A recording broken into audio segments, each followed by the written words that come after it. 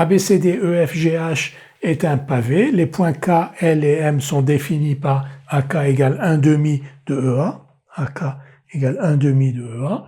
AL égale 1 cinquième de AC.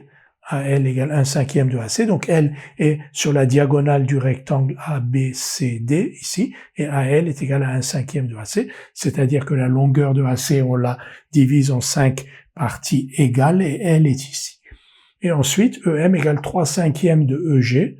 La même chose avec la diagonale EG du rectangle AEFGH. Donc EM égale 3 cinquièmes de EG.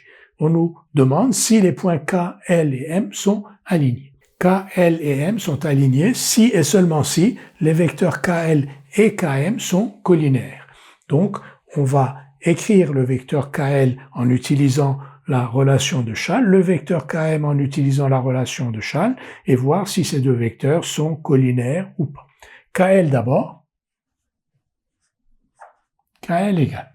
Donc KL, KA plus AL,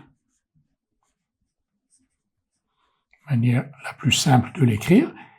KA, c'est donc moins AK, on va l'écrire quand même comme ça, moins AK, et AL, on va le laisser, et là on va remplacer, moins AK, c'est donc moins 1 demi de EA, plus AL, c'est-à-dire 1 cinquième de AC. Donc on a écrit KL en fonction de EA-AC. On va maintenant essayer d'écrire KM en fonction des deux mêmes vecteurs. On ne sait pas si on va y parvenir, mais on va essayer. KM égale, donc KE plus EM. On peut essayer cette écriture-là. KE, c'est KA plus AE. On peut l'écrire d'un seul coup, mais je préfère prévoir une étape. Donc KE, c'est KA plus AE, toujours Schall. Et EM, c'est 3 cinquièmes de EG.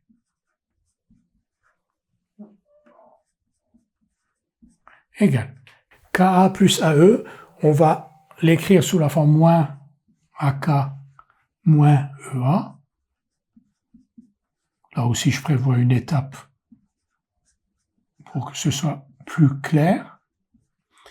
Et donc, KM est égal à moins AK, ça veut dire moins 1 demi de EA, moins EA. On aurait pu l'écrire d'un seul coup ici, donc dès ici, dire que KE, et KE était égal à 3 demi de KE était égal à 3 demi de AE. Mais on l'a écrit en deux temps, donc KM égale moins 1 demi de EA, moins EA, et plus 3 cinquièmes de EG. Ce qui s'écrit moins 3 demi de EA, plus 3 cinquièmes de EG.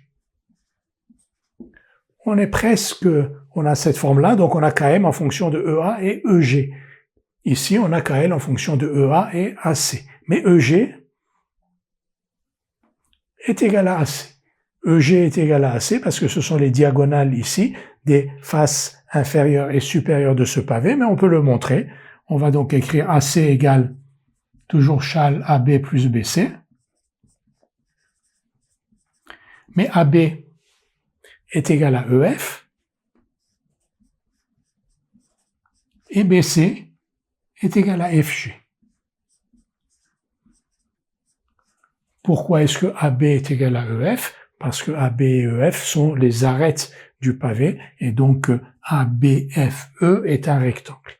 Donc AB plus BC, c'est EF plus FG, et EF plus FG, c'est EG. Donc EG, c'est AC.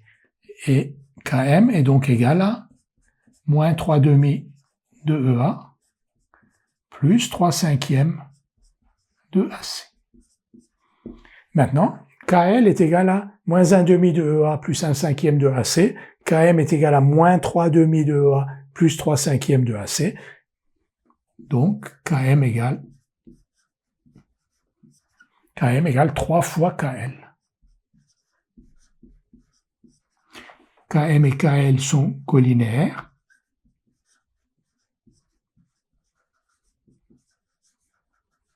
KL et M sont donc alignés.